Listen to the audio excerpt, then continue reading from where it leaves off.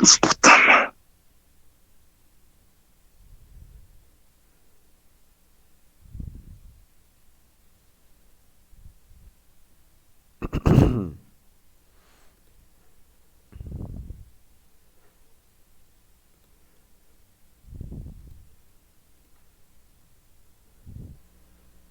Hola chicos, buenos días.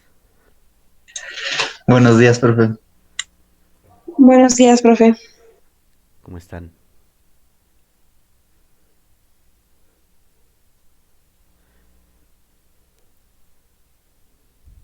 Vamos a dar inicio a la sesión y de todas maneras la voy a dejar grabando para los compañeros que no puedan estar presentes, ¿sale?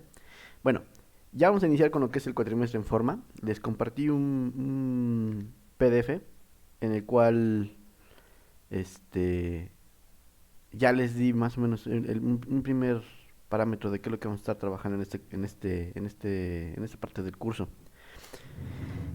Como ustedes saben, el, el diseño es una derivante de la pintura. Entonces, para poder entender bien cuál es la razón de ser del diseño y los orígenes, nos vamos a remontar primero a las bellas artes. Y bueno, las bellas artes son varias disciplinas que se han considerado a través de la historia como, como expresión, ¿no? Y un alimento para el alma, básicamente. Entonces, para poder irnos enfocando, les voy a poner un video muy rápido en el cual este, nos comenta de dónde surgen estas bellas artes y cómo es que, cómo es que son determinadas, cómo fueron determinadas ciertas artes como primordiales o como secundarias, ¿vale? Entonces, pasamos al video.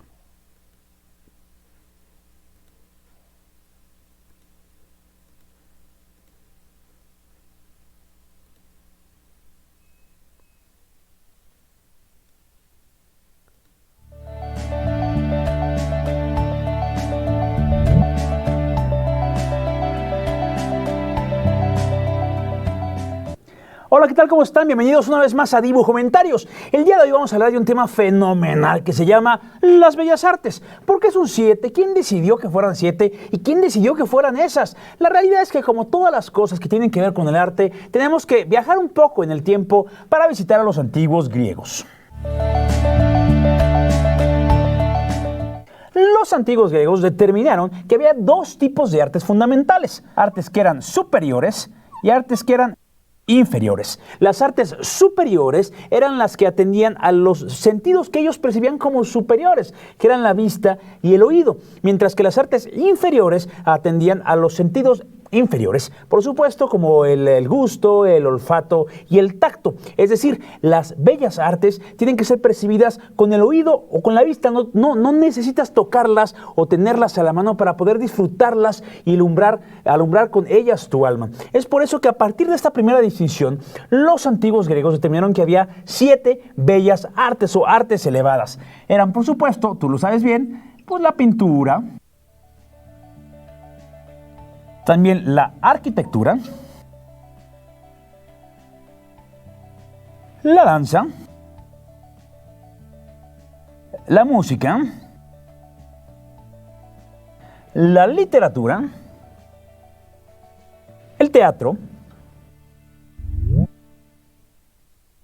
y la escultura. Estas eran las 7 primeras bellas artes que los griegos determinaron y que a lo largo de la historia, subsecuentemente, distintos expertos y artistas pues fueron también quitando y poniendo cosas. A veces había algunas personas que ponían 7 u 8, por ejemplo. Al principio también la oratoria o la retórica era una de las bellas artes y estaba considerada como fundamental. La declamación y la poesía, por ejemplo, lo que representaban. Finalmente, esto queda absorbido por el teatro. Ahora, estas son las 7 bellas artes. Y sin embargo, tú has escuchado que el cine es el séptimo arte. ¿Esto qué significa? Bueno, catalogaciones posteriores, ya del siglo XX, lo que hicieron fue, digamos, reunir un poco las artes escénicas, que para ellos eran el teatro y la música, las fundieron en una sola. Y en donde estaba el teatro, pusieron entonces, sí, por fin, el cine. Y así es como queda configurado lo que hoy conocemos como la totalidad de las bellas artes, que son la pintura, la arquitectura, la danza, la música, la literatura y el cine. En estos momentos, lo que generalmente se entiende como bellas artes. Sin embargo, hay que darse cuenta que esto es una catalogación, es simplemente una forma de entenderlo y organizarlo. Eso no significa que haya otras artes tan importantes o tan relevantes como estas. Para referencia, que sepas, las artes inferiores se consideran las que, pues, insisto, atienden a los sentidos inferiores. Por ejemplo, el arte culinario, el arte de la perfumería u otros artes que pudieran considerarse propios de cosas del tacto, del gusto. Son cosas que tienes que palpar para poder sentir. Pero cualquiera de estas cosas te pueden llenar el alma con solo percibirlas de lejos, con solo verlas en una fotografía o verlas allí, a lo lejos. Ahí es donde te das cuenta que verdaderamente te hallas a una obra de arte transformadora. Esta lista no es definitiva y puede que en el futuro existan otras ideas. Por ejemplo, yo estoy por proponer que pintura sobre cristal sea la octava y la principal de las bellas artes.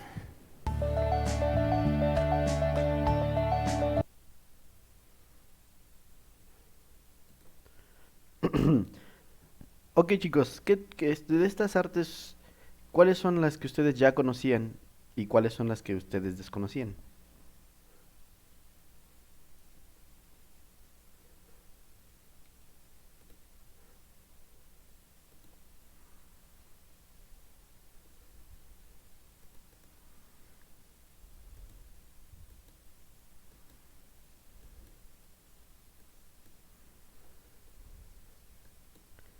Chicos, andan por ahí.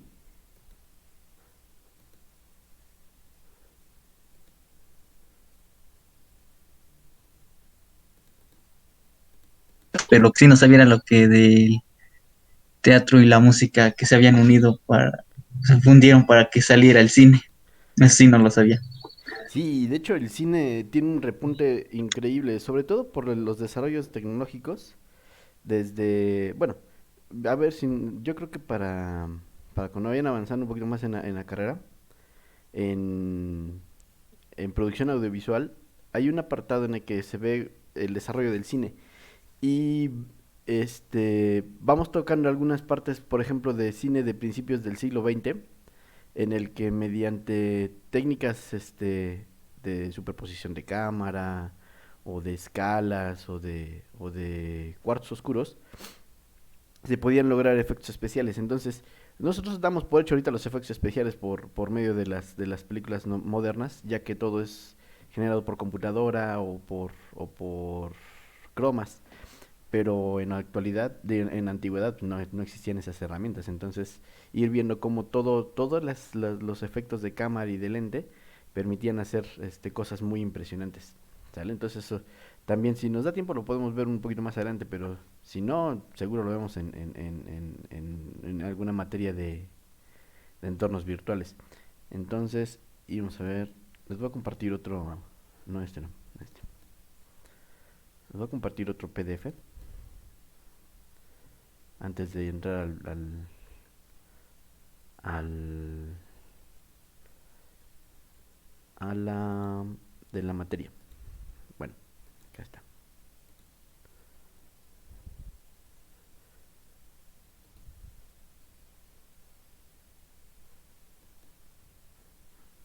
Ahí está. A ver, les comparto otra ventana.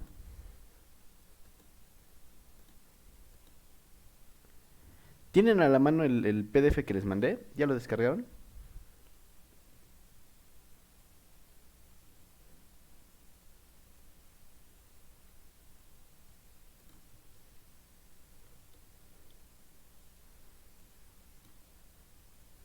Ok, ya estamos viendo el siguiente. Este es un documento que también les voy a compartir, que se llama... Es bueno, de apreciación. Aquí vamos a ver algunas cuestiones que se toman mucho en cuenta a la hora de poder identificar las sensaciones y sentimientos que nos evoca el ver arte. En este caso vamos a verlo enfocado principalmente a la pintura. Pero muchas de estas técnicas pueden ser aplicadas a cualquiera de las artes que les acaba de mencionar el video, ¿vale? Bueno, bueno, lo que menciona aquí es la sensibilidad y entorno. Vamos a ver primero qué es la percepción y sensación. Ok, la percepción. ¿Qué es lo que nosotros entendemos por percepción? Pues lo que percibimos, ¿no? Es un proceso mediante el cual la conciencia integra los estímulos sensoriales sobre objetos, hechos o situaciones y los transforma en experiencia útil. Por ejemplo, ustedes, ¿qué pueden percibir de esta primera imagen que se ve en la diapositiva?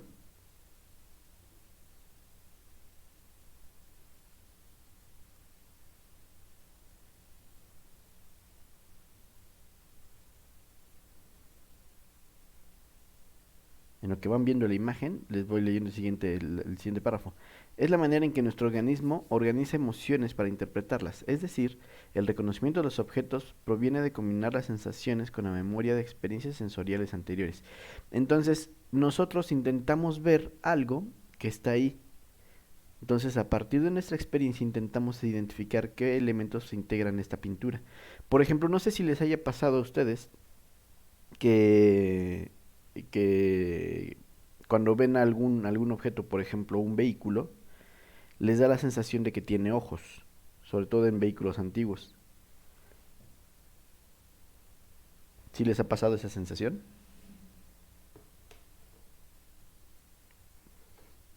O que ven caras, o que ven, este, no sé, que hay muchas, o sea, que ustedes creen que hay algo en un objeto cuando realmente no lo existe. ¿Alguien ha sentido esa sensación?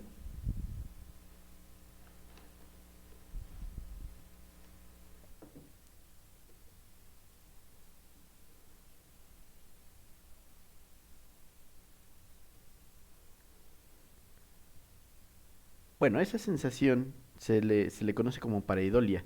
Entonces, por ejemplo, han habido muchas películas o muchas referencias literarias esa sensación.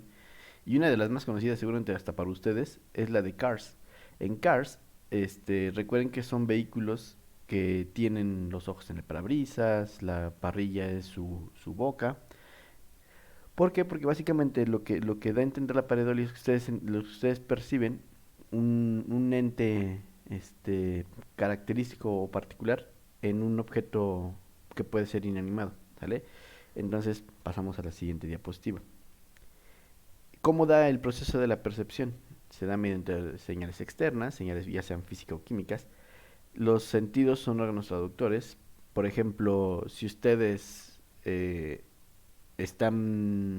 digamos que van caminando por la calle y pasan junto a un restaurante y huelen que están cocinando una pizza. Entonces, esa reacción, esa señal que ustedes reciben en su olfato, se convierte en una señal eléctrica que el cerebro traduce y en automático genera un estímulo, una sensación. Entonces, ¿qué pasa cuando ustedes tienen hambre y se les atraviesa una pizza súper buena? Pues obviamente lo primero que les da es hambre, ¿no? Entonces, ya que ustedes llegan a esas señales, ustedes sienten esa sensación. La percepción es la encargada de dar respuesta inmediata a los órganos de los sentidos frente al estímulo que recibe.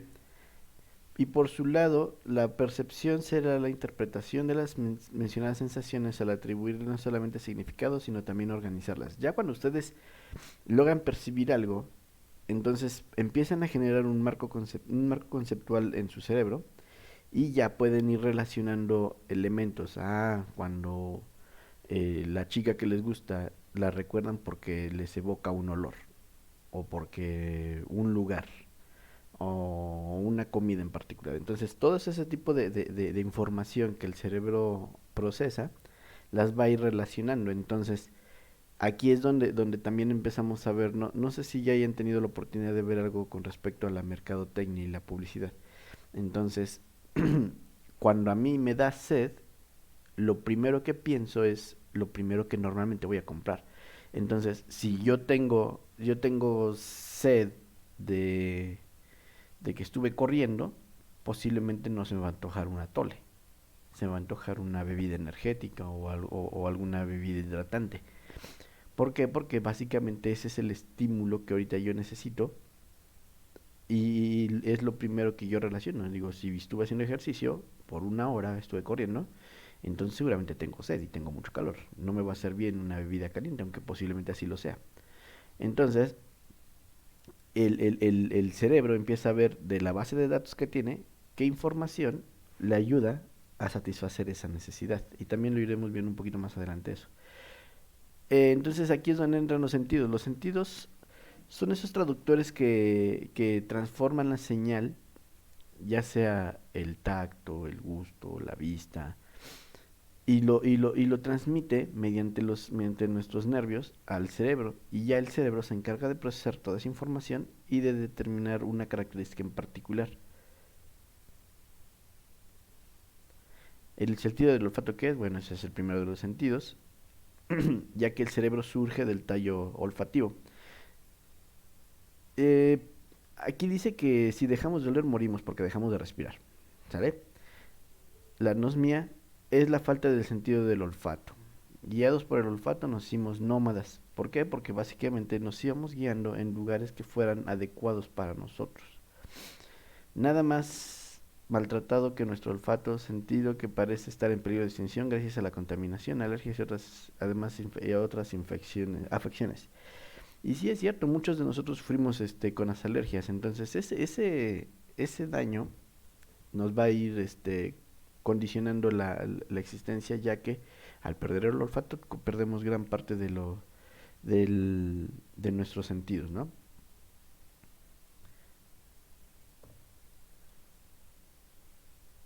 Aquí, por ejemplo, algunas características de algunos objetos.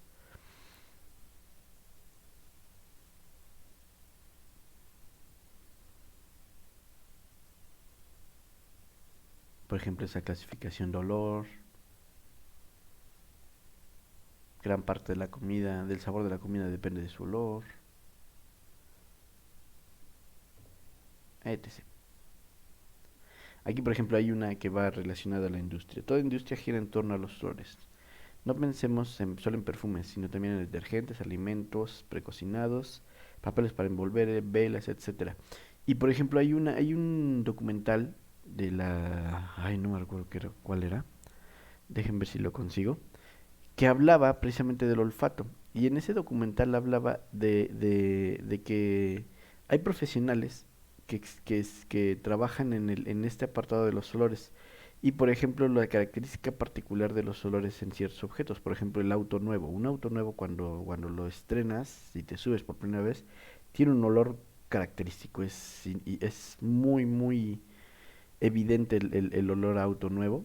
Y sobre todo para todos los que hemos tenido la oportunidad de comprar un auto, resulta muy satisfactorio poder llegar a tu auto y sentir ese olor nuevo. Los restaurantes, los hoteles de cierta calidad, también dependen mucho de cuál es el olor que percibe el cliente a la hora de ingresar. Por ejemplo, en México me tocó estar en el Fiesta Americana Reforma y en el Meliá. Y son hoteles que inmediatamente los reconoces por el olor que existe dentro de las instalaciones e incluso dentro de la habitación. ¿Por qué? Porque al final de cuentas forman parte de la experiencia del usuario, del cliente.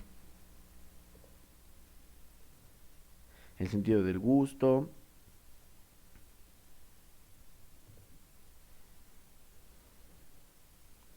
Aquí vemos rápidamente, bueno, el documento lo van a poder ver después, se los voy a compartir. Aquí habla precisamente de qué es la parte de la nutrición del humano, la combinación de sabores. No sé si se acuerdan de la película de Ratatouille. Había una escena en la que estaba Remy con Emil y había encontrado creo que un champiñón era y le puso varias hierbas y empiezan a mezclar, bueno, en primer empiezan a mezclar sabores, que si la fresa con el queso, que si el champiñón con romero. Entonces todos esos experimentos son los que nos han permitido poder evolucionar en la parte de la comida, ¿no? Entonces, como desde la prehistoria, que no comíamos básicamente carne cruda o carne ahí medio quemada, a cómo fue procesando los alimentos, ¿no?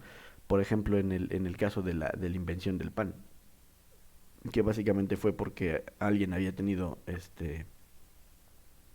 semillas molidas y con agua por ahí, cerca del fuego, y se les fermentó y se les empezó a esponjar, y entonces a partir de ahí ya nació el pan, ¿no? Entonces, como todos esos procesos en los cuales el gusto ha tenido mucho que ver en el desarrollo de la humanidad. Aquí vemos una pintura de cítricos.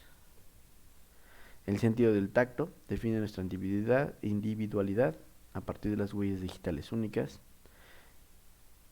A ver, ¿qué más? Bueno, lo que fisiológicamente la conforma lo que es la dermis y la epidermis, y es el órgano más grande que tenemos.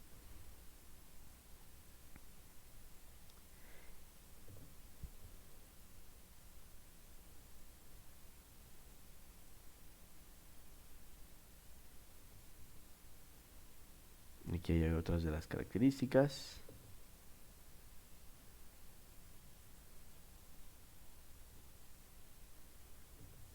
En sentido del audio.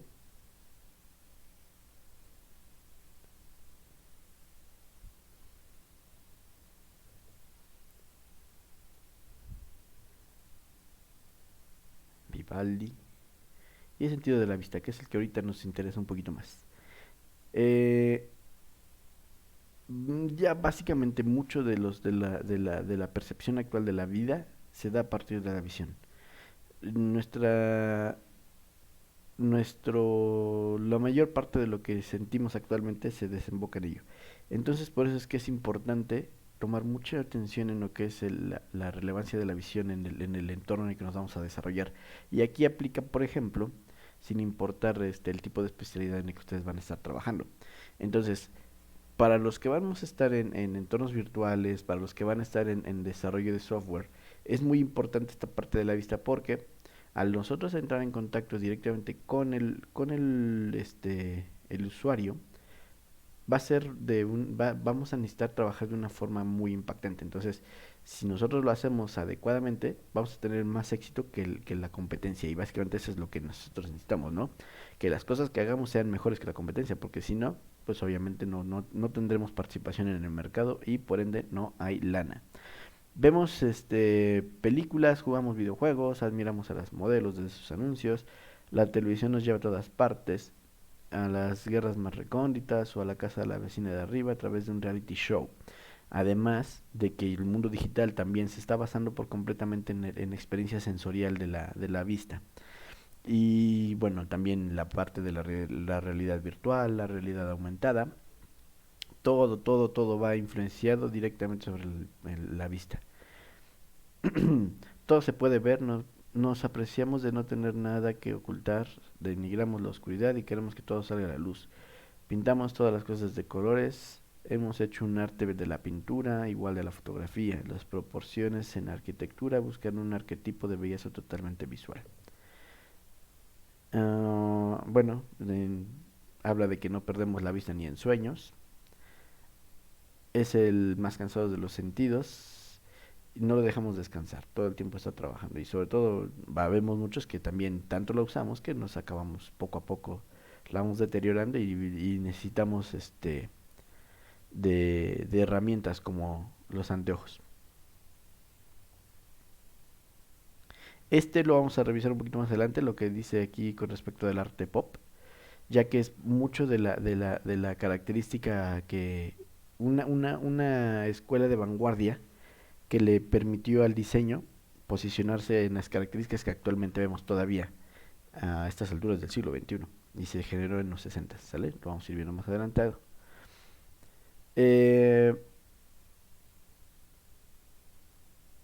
Vamos a ver un poquito más adelante. Bueno, aquí, la parte de la sensación, lo que estábamos viendo al inicio de la clase. Esa sensación es un estímulo que responde, que nuestro cuerpo responde ante dicho estímulo, ¿sale? Un sentido es una vía fisiológica particular por la que podemos responder a un tipo de energía específica. ¿Cómo van a ser esas sensaciones? Ahorita lo vamos a ir viendo muy escuetamente, y ya posteriormente lo vamos a ir viendo un poquito más a detalle. Las sensaciones se pueden ser extroceptivas e interoceptivas. Aquí hay hay algunos ejemplos de sensaciones: el dolor, el frío, la asfixia, el hambre, calor, náusea, sed, molestia, asco, saciedad. Las sentimos cotidianamente. Pero todo eso nos evoca una emoción. ¿Qué es una emoción? De acuerdo a la RAE, es un interés expectante porque se participa de algo que está ocurriendo. Por ejemplo, yo me puedo emocionar mucho. Ahorita, este fin de semana estuve viendo muchos deportes. Me fascina ver deportes en el internet. Entonces, a mí me fascinó mucho el hecho de ahorita de las finales de la NFL. Y me genera una alteración de mi estado de ánimo, ¿no? Entonces, me emociono de ver cómo está el partido, cómo están pegando y cómo están ahí luchando por pasar a la siguiente ronda. Entonces, todo este tipo de alteraciones generan un cambio en el estado de ánimo, en los sentimientos de la persona que los está experimentando. Las emociones son fenómenos psicofisiológicos que representan modos eficaces de adaptación a diversos cambios de las demandas ambientales. También alteran la atención y elevan el rango de ciertas conductas en la jerarquía de respuestas del individuo. Entonces, si ustedes están emocionados con algo, evidentemente le van a prestar su total atención. Por ejemplo, mi clase ahorita, no sé si ahorita todos estén prestando realmente atención. Y va a haber cosas que sí de verdad llamen su atención. Entonces, esas cosas que llaman su atención son en las que nosotros nos vamos a ir enfocando. Aquí hay algunas de las características, los tipos de emociones negativas, positivas o ambiguas, y algunas emociones negativas: ira, miedo, ansiedad, tristeza, vergüenza, aversión. Algunas positivas: alegría, humor, amor, felicidad. Y las ambiguas: sorpresa, esperanza o compasión. ¿Por qué son ambiguas? Porque pueden jugar entre cualquiera de las dos. Por ejemplo, sorpresa, que yo voy caminando por la calle y de repente salta un perro. Pues, no, obviamente me va a tomar por sorpresa y no va a ser una sorpresa completamente agradable, ¿no? La esperanza, que incluso hay una historia muy interesante con respecto de ella en la caja de Pandora. Si alguna vez la han leído, sabrán de qué me refiero, y si no, pues tienen una lectura importante que pueden realizar. Y la compasión, que es una característica muy particular de la generación actual, principalmente con las personas o los seres menos favorecidos, como son los perritos, los gatitos que encuentran en la calle, ¿no? Se muestra mucha compasión por estos seres. Aquí ya nos empezamos a meter un poquito con respecto al arte, a lo que nos necesitamos. Esas emociones estéticas producidas por las manifestaciones artísticas, lo que es la literatura, pintura, escultura, música, todo lo que estamos viendo ahorita, nos van a generar ciertas sensaciones. Entonces, primero vamos a ir viendo cómo las vamos a identificar para poderlas controlar. La inteligencia emocional. La emoción es arte, la emoción en el arte. Entonces, cada que nosotros vemos una pintura, cada que nosotros vemos una obra, ella nos busca generar una emoción. Por ejemplo, no sé qué película hayan visto en la cual, por ejemplo, hay un director que se llama Darren Aronofsky, que tiene películas muy intensas, por ejemplo, Seven, y cuando ustedes ven por primera vez ese tipo de películas, pues, este, va generándote una sensación de impotencia, ya que no sabes realmente qué es lo que está pasando y cómo lo va a solucionar el protagonista. Y el desenlace suelen ser desenlaces muy crueles, ¿no? Entonces, cómo el director, a partir de momentos, de escenas, de imágenes particulares, empieza a distorsionar la emoción del espectador y genera una sensación de ansiedad para, obviamente, hacer mucho más creíble la película. O en el caso de la pintura, que es lo que vamos a estar analizando ahorita más a profundidad, el ver qué nos provoca otro qué, ¿no? Entonces, ir viendo, por ejemplo, aquí las pinturas, ¿no? Esas pinturas que se han puesto de moda últimamente, que aquí son ya más en forma, ¿no? Pero hay algunas que ya son de arte urbano en el que nosotros vamos viendo y que parece como si hubiera una barranquita por ahí. jugar con la perspectiva.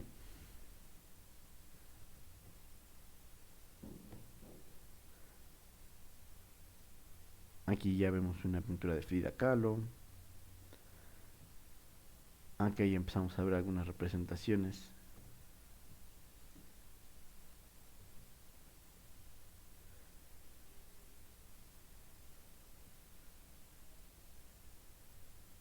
Ahora pasamos a la siguiente parte. La siguiente parte básicamente habla con respecto de la imaginación. Que estos estímulos alimentan nuestra imaginación. Entonces por eso también se dice que la literatura es que te deja guiarte y te deja volar por mundos maravillosos y sin necesidad de moverte de tu sillón, ¿no? ¿Por qué? Porque básicamente estimula la imaginación. Todo lo que nosotros vamos viendo con respecto a las artes es un estímulo directo a nuestra imaginación. ¿Qué es la imaginación? Es la facultad de una persona para representar imágenes de cosas reales o ideales. Se trata de un proceso que permite la manipulación de información creada en el interior del organismo sin estímulos externos para desarrollar una representación mental. Una representación mental, esa es la parte importante. Según la psicóloga Fanny Jem Wong, el proceso es el proceso por el cual se crean formaciones de imágenes mentales de situaciones, personas, objetos que no se encuentran presentes como estímulo para ninguno de los sentidos de la persona que está imaginando. Aquí nosotros empezamos a crear, ¿no? Incluso hay corrientes artísticas que derivan principalmente de la imaginación que evocan sus sueños. Entonces, cómo todo eso va impactando, ¿no? Y aquí tenemos uno de los principales exponentes del arte surrealista derivado del mundo onírico. Ese mundo onírico son representaciones de los sueños. Entonces, Salvador Dalí, en la persistencia de la memoria, nos representa efectivamente cuáles son esos elementos que él soñaba y que después transmitía a su a su a su arte, a su pintura. Entonces, como podemos ver, es un entorno completamente irreal, ¿no? Un desierto que aparentemente tiene un mar, pero después ese mar tiene un cubo flotando, los relojes todos derritiéndose, un reloj cubierto de hormigas, la representación del artista, o sea, completamente algo que solamente pudo haber imaginado en sueños, porque la realidad no le ofrece esas escenas, ¿no? Ahí viene abajo una explicación que dio Salvador Dalí. Dice... Bueno, y ahora sobre lo mismo que me sorprende, que un oficinista de banco nunca se haya comido un cheque. Asimismo asombra que nunca antes de mí a ningún otro pintor se le hubiese ocurrido pintar un reloj blando, ¿no? Entonces, habla mucho de lo que la imaginación le dicta hacer. Entonces, eso es básicamente la imaginación. Algo que tú vas generando a partir de la, de lo que tu mismo cerebro te va indicando, ¿no? Todos hemos tenido sueños, algunos sueños extraños, algunos sueños muy bonitos. Entonces, todos esos sueños buscan ejemplificar lo que el subconsciente nos está diciendo, ¿no? Entonces, ir viendo todo lo que nos va evocando todos esos sueños, esa imaginación que vamos teniendo, ¿no? Y por ejemplo, en el caso del arte, pues llegarlo a plasmar de alguna forma u otra. Aquí ya viene otra clasificación de las artes, ya más a profundidad.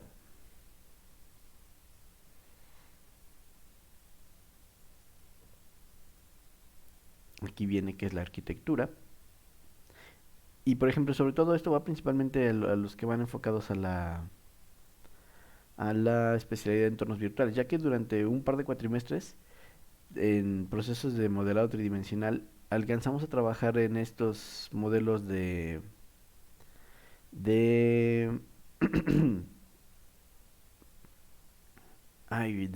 arquitectura, ya que generamos espacios tridimensionales para ya sea para realidad virtual o para realidad aumentada y ocupamos algunas cuestiones de arquitectura básicas, sí, pero que sí nos resulten útiles para poder trabajar.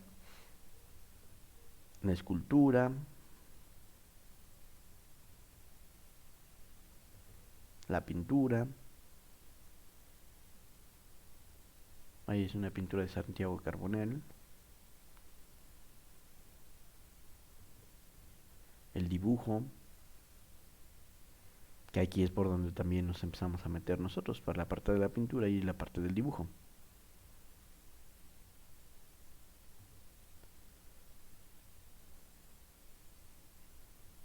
La gráfica, la literatura, la música, la danza, el teatro, la fotografía, el cine, las artesanías, lo que nos corresponde a nosotros, lo que es el diseño. Significa la materialización de aquella idea dirigida a dar una respuesta útil a una necesidad concreta. Busca de la forma más bella y agradable la previsión de los materiales y más idóneos para la construcción y garantía de la identidad del objeto. Aquí, por ejemplo, nosotros también, toda esta parte de la estética, de la armonía, la vamos a ir ocupando mucho porque también, aparte del diseño, no solamente es diseño gráfico o diseño. Hay muchos tipos de diseño. Por ejemplo, acá está evocando principalmente la parte del diseño arquitectónico, la parte del diseño de ambientes para poderlos hacer, ¿no? Entonces, posiblemente veamos algunos ejemplos de diseño arquitectónico que nos permitan diferenciarlos unos de otros. Aquí viene la parte de la estética.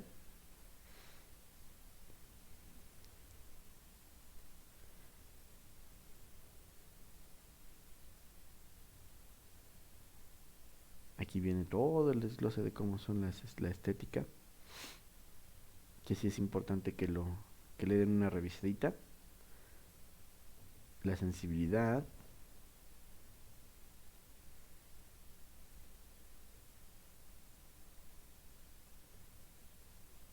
y con eso terminamos este primer apartado.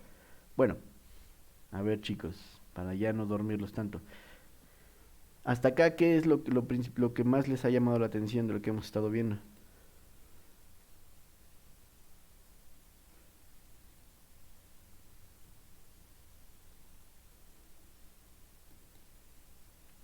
¿No los he dormido todavía? Chicos, despierten.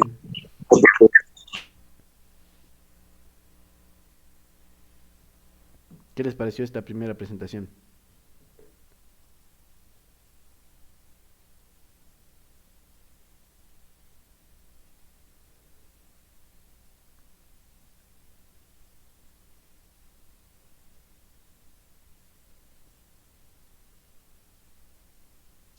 Pues estuvo bien, profe, se me hizo muy interesante en el cómo nuestras emociones van a interactuar con este apartado del diseño. Entonces es algo como que muy interesante todo lo que contiene. Muchas gracias. Y es que básicamente lo que nosotros vamos a ir creando, necesitamos crearlo de una forma que genere un estímulo, que genere una reacción en las personas. Es por ejemplo que como si ustedes, les voy a hacer una pregunta rápida y ustedes se van a contestar a sí mismos. Y cuando yo, por ejemplo, en mercadotecnia estoy trabajando en esa parte de posicionamiento, no sé si alguna vez hayan escuchado la palabra posicionamiento de mercado. ¿Alguien ha escuchado esa definición o sabe cuál es esa definición de posicionamiento de mercado?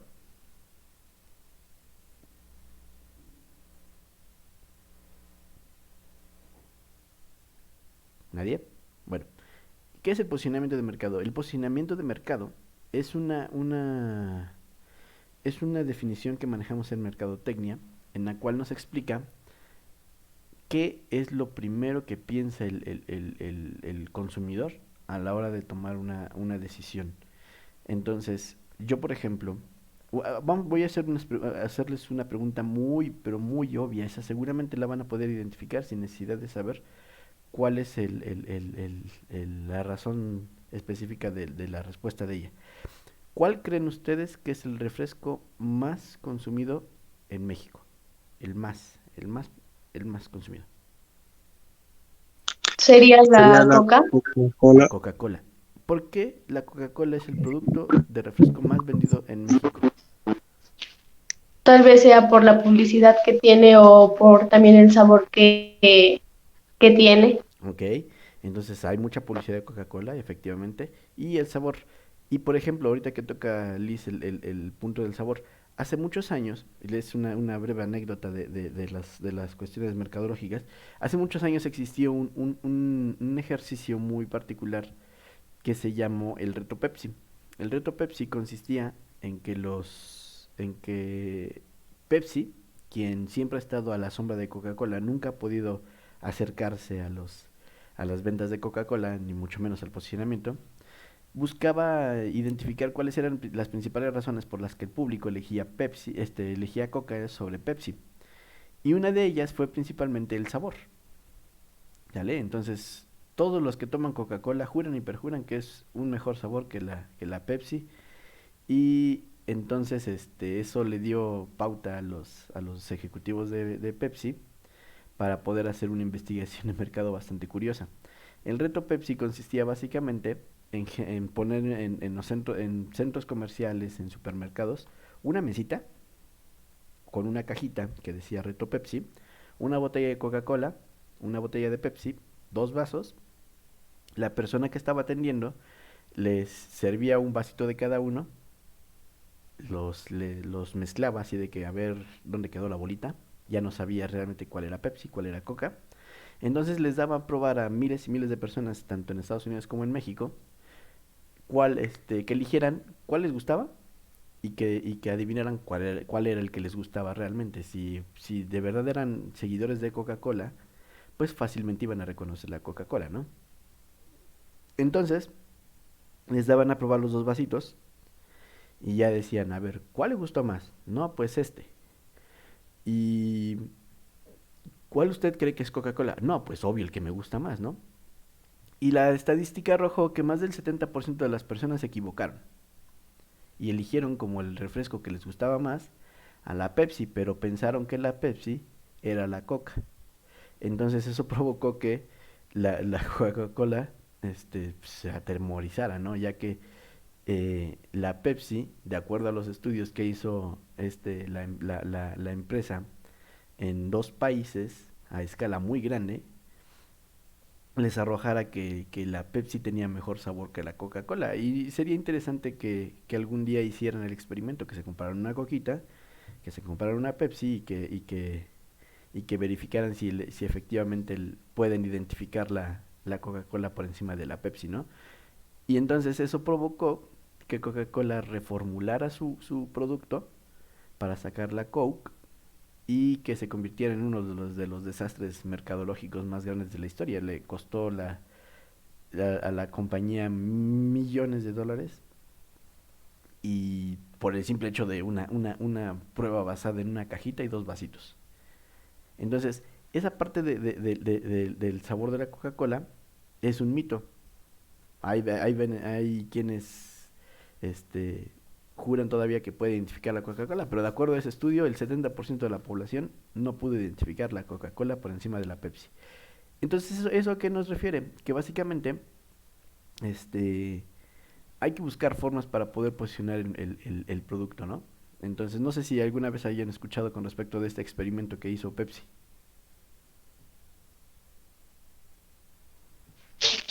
No, profe. Y entonces es muy curiosa esa situación. Es ir más o menos viendo cómo lo vamos a llevar a cabo, ¿no? Entonces, eh, nosotros en el apartado del diseño vamos a tener que generar ideas que impacten de alguna forma a las personas a las que vamos a ir dirigidas. Entonces, ¿cómo lo vamos a ir haciendo? Pues determinando el tipo del mercado al que vamos a participar. Si nosotros vamos a ser una empresa desarrolladora de software de contabilidad, entonces evidentemente no voy a hacer una imagen para niños, ¿no? No tendría nada que hacer una imagen para niños si voy a hacer un software de contabilidad. Si voy a hacer una página de venta una página de venta de vinos, por ejemplo, evidentemente no lo voy a hacer con Bueno, voy a depender mucho del tipo de vino que voy a comercializar.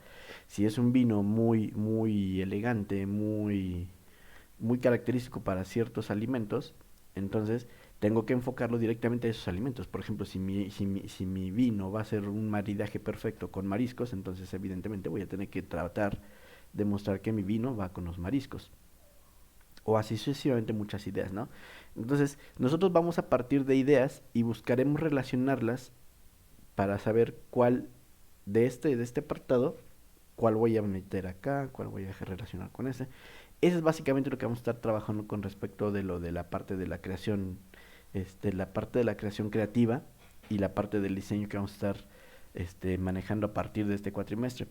Sobre todo para que ustedes tengan claro cómo le van a dar imagen a un proyecto, a una empresa, a una aplicación en particular. Y esto, afortunadamente, lo tienen que aplicar sin importar la especialidad, ya que ustedes, ya sea que trabajen en las redes, ya sea que trabajen desarrollando software, ya sea que trabajen en los entornos virtuales, ustedes van a tener que comercializar su producto sí o sí. Entonces, para poderlo hacer de la mejor forma posible, pues necesitan darle una imagen adecuada a ella. ¿Sale? Entonces, no sé si hasta acá tengan alguna duda.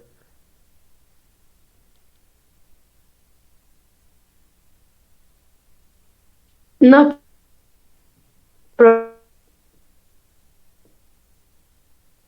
Ok, bueno. Entonces, por ahorita dejamos ya la parte de la... profe. Gracias. Entonces, por ahorita dejamos la parte de la materia de la clase ahí. Y antes de que se vayan, porque ya casi van a entrar a su siguiente clase, nada más una pregunta. ¿Cómo van con su proceso de reinscripción?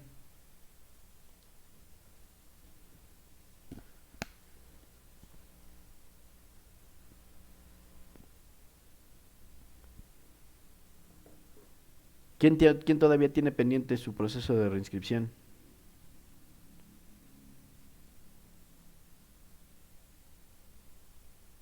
Chicos, chicos.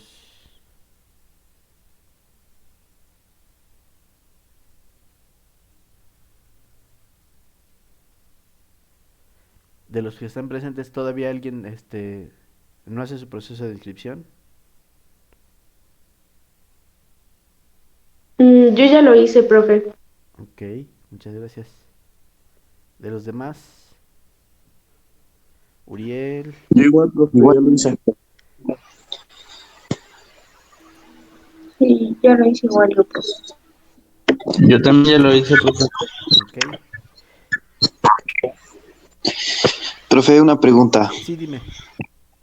Lo que pasa es que yo ya hice el proceso de inscripción y de hecho ya anoté el número de referencia de la cuenta, Ajá. pero ahí me decía que tenía que subir el voucher en la cuenta del sí, pero no vi en qué sección.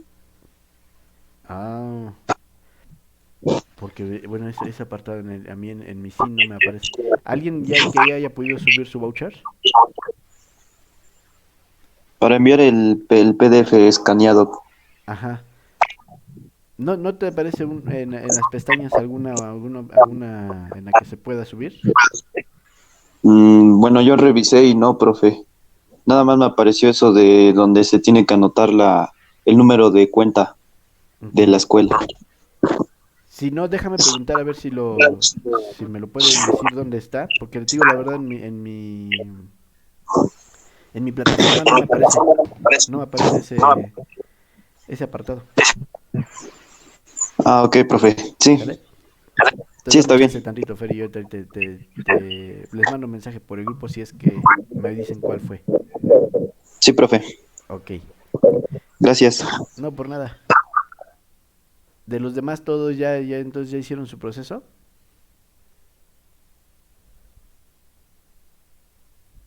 Ya, profe, pero igual estoy igual que mi compañero. Lo que Para pasa poder es que a mí subirlo. me mandaron, Ajá. ajá, pero a mí me mandaron un correo diciendo que por ahí les mandara yo mi comprobante de pago por PDF y que ya con eso ya completaba yo mi reinscripción. En el correo de institucionales, no Ajá, de servicios estudiantiles. sí, algo así, porque fueron dos correos que me llegaron Ajá. y estaba el nombre de una persona que era Ingrid y al último decía UTH, entonces me dijo le mandara yo mi comprobante de pago por PDF para que así pudieran completar mi reinscripción. Ok. Si no, Fer, ¿ya enviaste también a esos correos tu comprobante? Profe, aún no me ha llegado el correo. Ah, Es ok. que, bueno, yo apenas ayer le puse hice el trámite y apenas ayer le anoté se puede decir que el número de cuenta. Ah, ok, ok. Entonces esperemos a ver si en el transcurso del día te dicen algo. Y si ves que dan ¿qué será? Ahorita son, ¿qué? Las 10. Si dan las 2 y no te ha llegado el correo, me avisas, ¿va? Sí, profe. Órale, Gracias. por nada. Entonces, de todas formas, vamos viendo si es que les van llegando esos correos, ¿va? Y de los que falten, por favor, díganme si les va a dar tiempo de terminar el trámite o si no, para que iniciemos su solicitud de prórroga, ¿sale? Pero si es necesario que me lo digan a más tardar hoy para que les pueda mandar el correo al director y los tenga contemplados en ese apartado. De todas maneras, ahorita en el grupo de WhatsApp les voy a seguir insistiendo, ¿sale? Ahorita, ¿con quién tienen clase, chicos?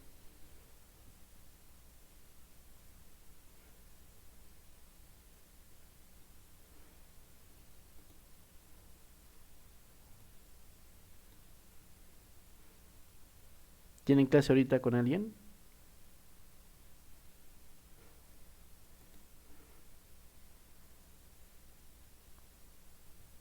Chicos, chicos. Sí, con el profe de...